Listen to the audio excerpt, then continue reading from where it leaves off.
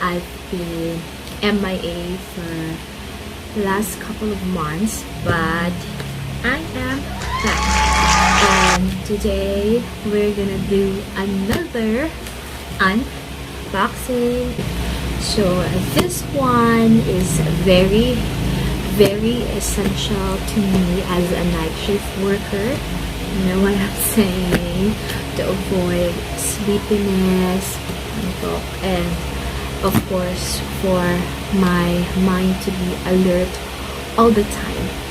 Iba talaga pag nakakatulog ka ng gabi at saka umaga. So, bought something to help me keep awake and alert at night. So, I've been eyeing this product in Shopee for how many months, and finally I had the money and courage to buy it.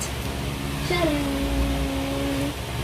So, medyo malaki siya. So, this is the box, and baliktad ko actually siya nabuksan. So, this is a brand from Konka, and this is a Konka Coffee Maker. So, let's do the opening.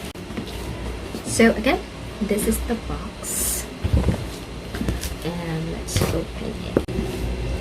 So, when you open it, it actually has lots of foams to protect the product. So, it has a foam sa itaas, tsaka sa ibaba. It actually also has a foam dito sa gilid, kasi tinanggal ko na siya. So, let's pull this up. So, first, it actually has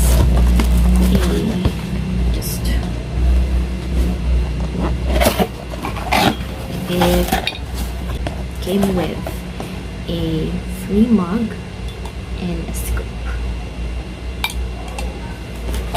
And nakalagay din siya sa safe na box para hindi siya mabasa.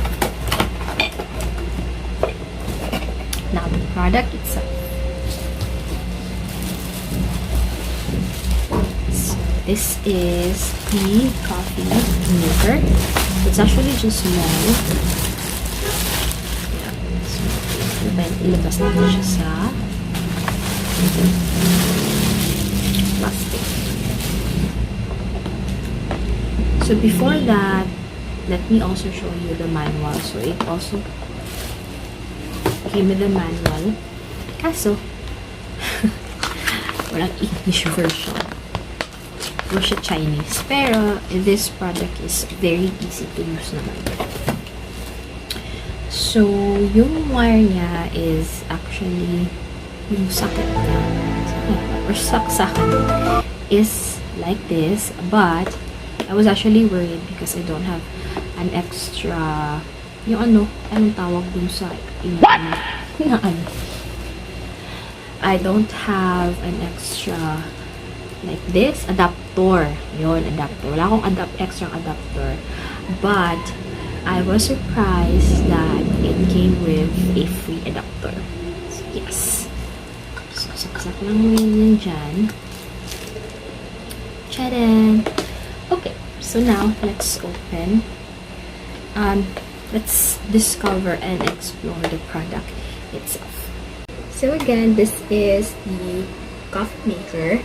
It's a small product. It's actually cute and also quite aesthetic. I ordered the brown color, brown on the inner part and white on the outer part. So, dito mo ilalagay yung mug, yung free mug. And then, when you open this, yan. So, dito mo ilalagay yung tubig. And then, your coffee ground. Dito mo ilalagay yung coffee ground. So, yeah. It's the filter. This is the filter where you put the coffee grounds. Medyo madumi na siya because I already used it last night. I was very excited to use it and I was very sleepy last night. So, kinamit ko na siya. And then, there's another detachable thingy here, it's a cup. Yan yung nag-hold ng filter. So, I think I used 4 scoop of coffee ground kagabi. And then, about a cup of water dito. Lock the filter para pag kumulo hindi siya gagalaw. This actually can only make 1 cup of coffee. So, mapupunan na yung mug, extra mug. So, it's really just good for 1 mug and ganito kalaki na mug. So, lagay mo lang dyan yung mug and then you just have to turn this on.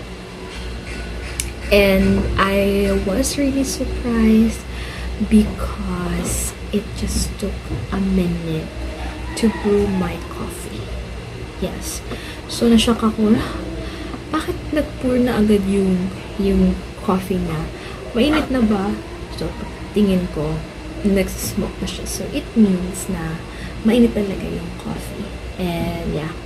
Because I was using the coffee presser before. And it will take me, like 5 minutes because I need it to really brew sa coffee presser. But this one, mabilis lang talaga siya. Just a minute and you can already have your brewed coffee. And then lagay ka lang ng sugar or coffee mate or milk.